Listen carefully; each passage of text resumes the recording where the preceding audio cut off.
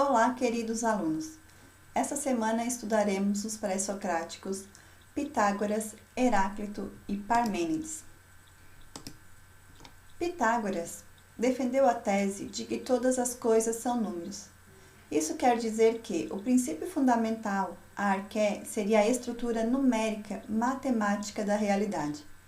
A diferença entre as coisas resultaria essencialmente de uma questão de números.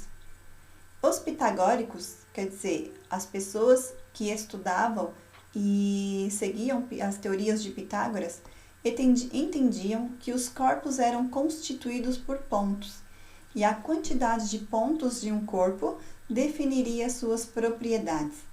Então, da estrutura numérica da realidade derivariam problemas como finito e infinito, par e ímpar, unidade e multiplicidade, reta e curva, círculo e quadrado, etc.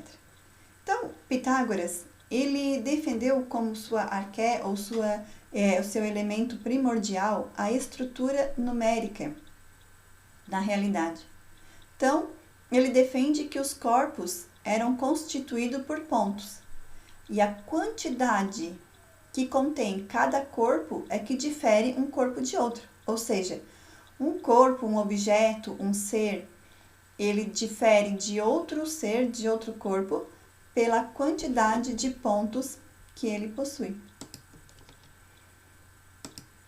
Heráclito. Heráclito foi um pré-socrático bem conhecido devido à sua teoria que ele defendia, que era a mudança, a constante transformação das coisas. Ele foi apelidado de obscuro e filósofo de humor negro.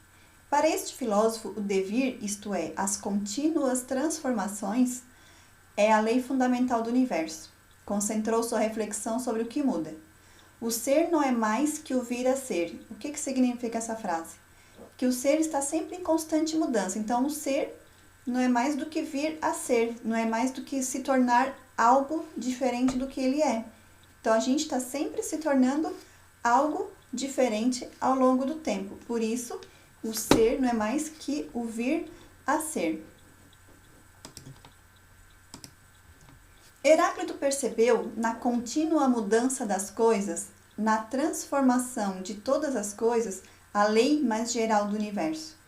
Estas transformações, como acontecem nas pessoas, como nascer, crescer, declinar e morrer, ocorre de acordo com uma lei, o logos. Esta era a realidade última do mundo. Tudo segue seu rumo, nada é estável. Tudo flui, diz Heráclito. Nada persiste e nem permanece o mesmo. Então, Heráclito vai defender que tudo muda, tudo flui, nada continua sendo o mesmo. Tudo está sempre em constante transformação.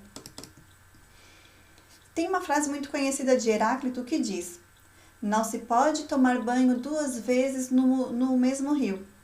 Tudo flui e nada fica como é. O que ele quer dizer, né? Que como tudo está sempre em constante transformação, um ser humano nunca consegue entrar no mesmo rio por 2 vezes. Por quê? Quando ele entra pela segunda vez, as águas já não são mais as mesmas e nem a pessoa é mais a mesma, né? Porque ele já foi modificado pela primeira entrada no rio. Então, Heráclito imaginou que, se devia haver um elemento primordial da natureza, ele teria que ser o fogo, com chamas vivas e eternas, governando o constante movimento dos seres. Então, Heráclito defendeu o fogo como sendo o seu elemento primeiro, seu elemento primordial. Então, de novo aqui, uma frase de Heráclito: ninguém pode entrar 2 vezes no mesmo rio, pois quando nele se entra novamente, não se encontra as mesmas águas, e o próprio ser já se modificou. E agora, Parmênides. O Parmênides vai defender o ser e a permanência. Este filósofo acreditava que a realidade eterna era o ser, quer dizer, algo que nunca muda, por isso ele é eterno. E, por conseguinte, toda mudança tem que ser ilusória. Não havia mudança nas coisas. Entendia que era um equívoco dar importância aos dados fornecidos pelos sentidos. Então, Parmênides vai defender o ser, né, como sua substância primordial, porque ele acredita, né, que tudo é constituído de um ser, e este ser possui a sua essência, né, que essa essência nunca muda. Então, ao contrário de Heráclito, Parmênides vai dizer que nada muda, que tudo permanece sempre o mesmo, que a essência do ser, do objeto, ela nunca muda. Apesar, né, da mudança que ocorre, que a gente percebe, né, mas a sua essência, o que está lá dentro, a sua constituição, nunca muda.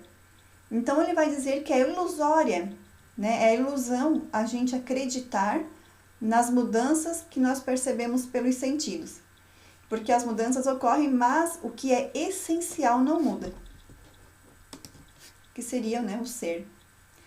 Embora percebesse a mudança e o movimento no mundo, Parmênides achava contraditório buscar a essência naquilo que não é essencial. Parmênides se perguntava, como pode o que é vir a ser no futuro? Se vem a ser, então não é. Aí entende que não existe o que chamamos de movimento das coisas. Resumia seu pensamento em o ser é e o não ser não é. Então, diferente de Heráclito, Parmênides vai dizer que como pode o ser humano vir a ser, né? Como ele vai se tornar algo? Se esse vir a ser, então ele ainda não é. Então, Parmênides vai dizer, se ele não é, né? Se não é um ser, então não é. Ou seja, se ele não existe, então porque não existe, o ser não é, ele não existe. Então, quando o ser é, ele existe. Então, o ser é e o não ser não é. Ele pensava que o vir a ser, aquilo que a pessoa iria se transformar no futuro, seria o não ser. Então, aqui, né, há uma contradição, né, dessas duas visões de Heráclito e Parmênides. Heráclito defendia que tudo mudava e Parmênides diz que não, né, que nada, que a essência não muda. E vai defender também que a arqué não pode ser algo que mude sempre, né? Parmênides vai dizer que a arqué ela deve ser algo que permaneça sempre e imutável, né? Que a sua essência permaneça sempre a mesma. Certo, pessoal? Muito obrigada!